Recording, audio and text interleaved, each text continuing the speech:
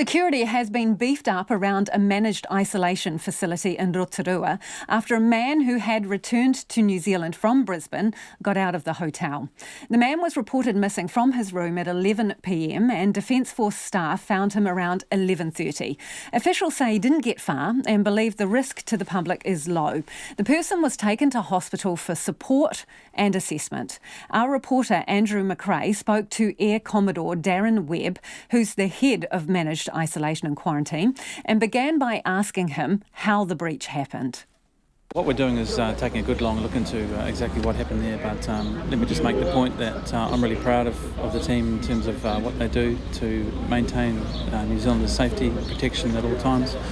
And this individual has clearly made a choice to push through a fence, intentionally and deliberately choose to do something they knew was against the law, and we'll ensure that the necessary follow-up actions are undertaken. And has this person got mental health issues? Oh, that's not for me to determine at this point in time. What we're doing now is just understanding exactly what happened and why, and then we'll conduct the necessary follow-up actions after that. And where has this person been taken to? They are currently in the Rotorua hospital under observations with the New Zealand Police involved, and from there we'll just determine the best next course of action. A number of people, or some of those who have absconded, have talked about mental health issues, and they're under a lot of pressure. Can more be done to help them cope?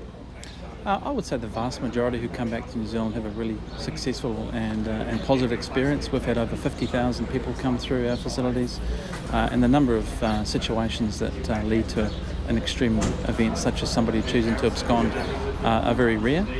We have great systems in place to support all the needs of individuals coming through. We have welfare, wraparound services, cultural support mechanisms, and health-specific requirements are met to a really, really high standard.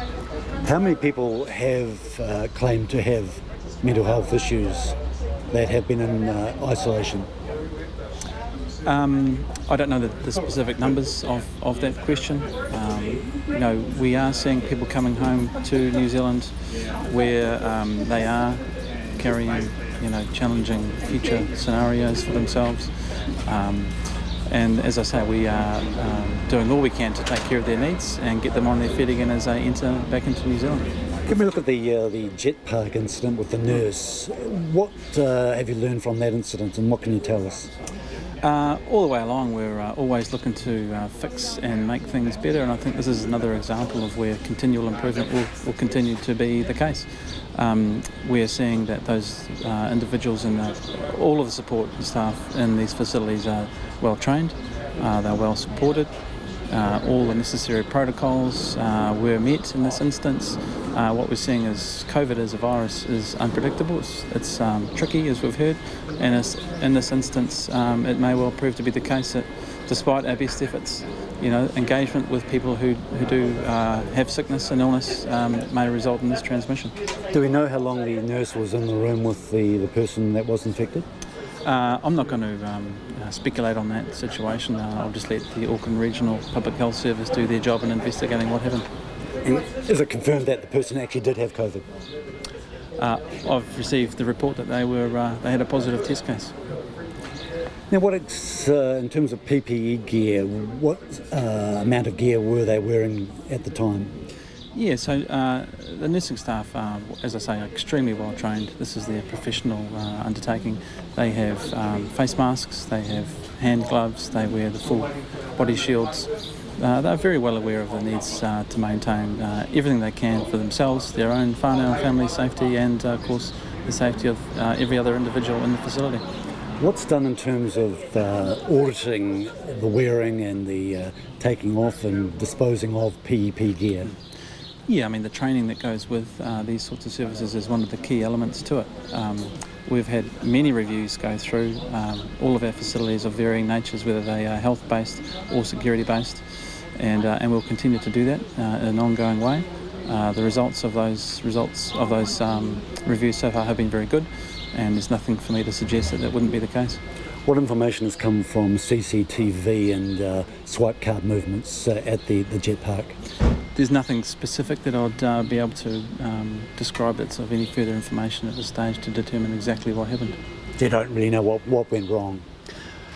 I think that's one of the situations with COVID all the way through. You can apply your best measures of defence, multi-layered, you can do training, you can have the right IPC measures, all of the protocols in place.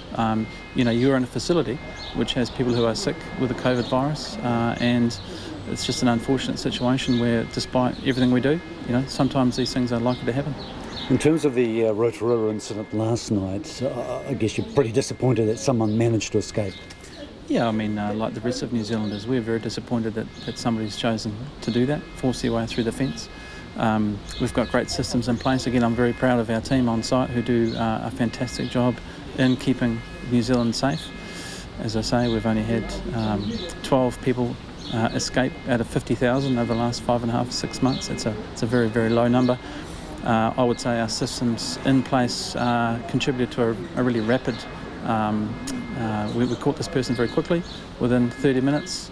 The health risk assessment for the community is assessed as very low. It's highly unlikely that additional contact has been made.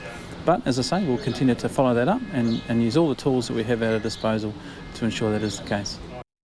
And that was Air Commodore Darryn Webb speaking to Andrew McRae.